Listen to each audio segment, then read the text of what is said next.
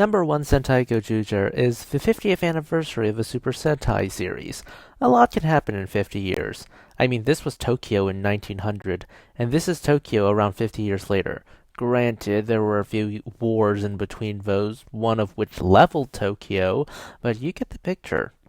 I feel like we truly underestimate the passage of time because we're so used to sci-fi and fantasy broad timetables of 10,000 years and nothing happens, or like 5 years or 100 years where everything happens.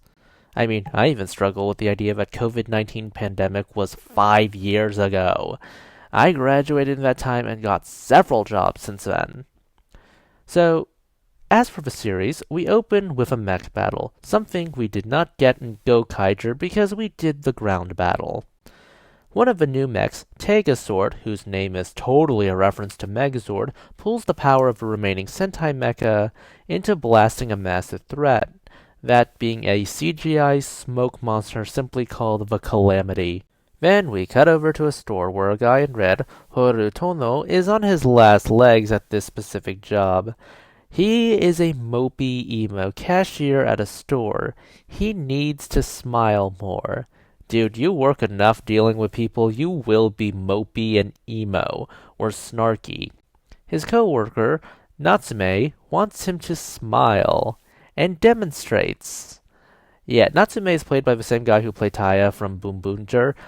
So, Horu's smile is, it's this. It needs a little work.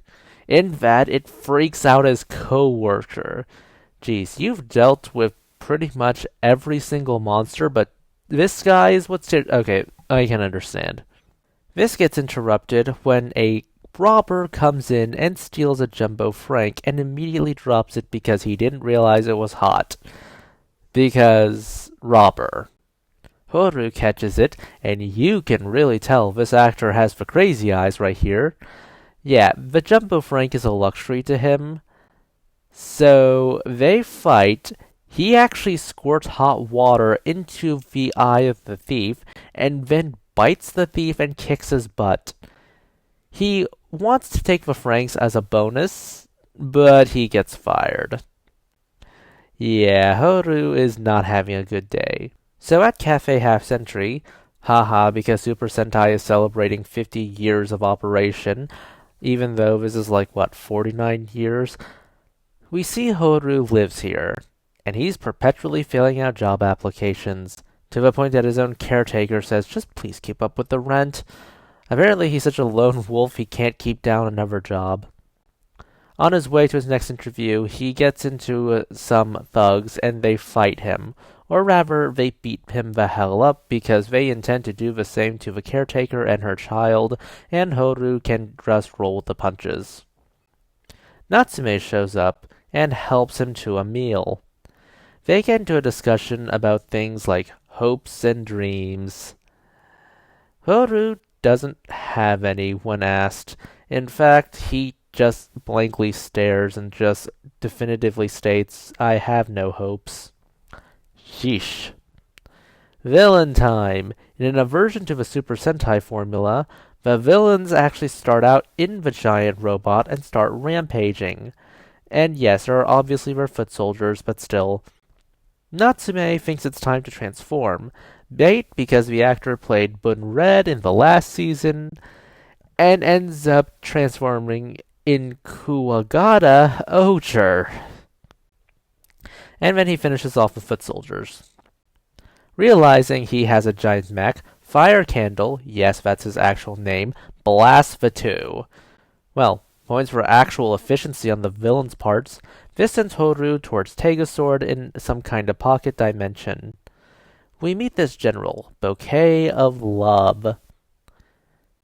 I love that Horu cares so little about the destruction of the world, but he has to care more about having to pay someone back because he owes them something. For those of you with Asian parents, this feels like literally everything. This feels like their general sentiment in a nutshell. Kudos. He meets Tegazord, who offers him a wish for all those who collect the rings. Horu reiterates that he doesn't have any wishes, hopes, ambitions, because whatever past trauma he dealt with, that's the reason he has none. Sword calls this a wad of crap, saying that, hey, you're a lot better. You're just a lot overgrown with weeds. You can get those excised and become something to be proud of. Or at least get hopes and dreams. Don't have them choke away at what you are. He's ordered to collect the rings, and immediately gets into a mech fight. I do love the boxing ring motif of this series because it does make sense. They are collecting rings, circles are a motif, and of course, why not a boxing ring? Because ring, ring. It's thematically fitting because, well, I just said the whole ring motif. The battle begins, and for the first in the Sentai series, we have cockpit modes. This was something done in Power Rangers and everyone wasn't a fan of it. I'm not particularly a fan of these modes, but in particular, these modes do remind me of something. The White Ranger from the second season of Mighty Morphin Power Rangers, or Ko's Kiba Ranger from Gosei Sentai Dai Ranger. I wonder if that was intentional. So after tossing Fire Candle into several buildings, don't worry, I'm sure this is the Abandoned Warehouse District Japanese edition. Should I make a bubble economy joke? I feel like that's in poor taste. Although bubbles are circular. Okay, this is getting into poor taste. I love that Sword turned into a sword for the finisher. It's so expected, but I can't help but laugh. So Fire Candle teleports away. He can't believe he lost to a human. And then we get a unique transformation scene where Horu slides out of the mecha to transform. So four figures sense this transformation, or rather, they probably just heard Go Winner #1, and started turning around saying, okay, we have our red, now what? Horu attacks the foot soldier, with the foot soldier captain ultimately being beaten up, and of course exploding, because what is this but a Super Sentai that's consistent? Winner, Goju Wolf.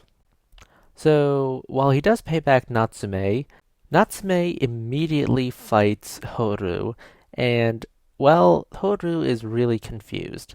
See, Natsume's a bit pissed that Horu is still in this competition despite not having any ambitions, because, after all, the person who wins this gets a wish.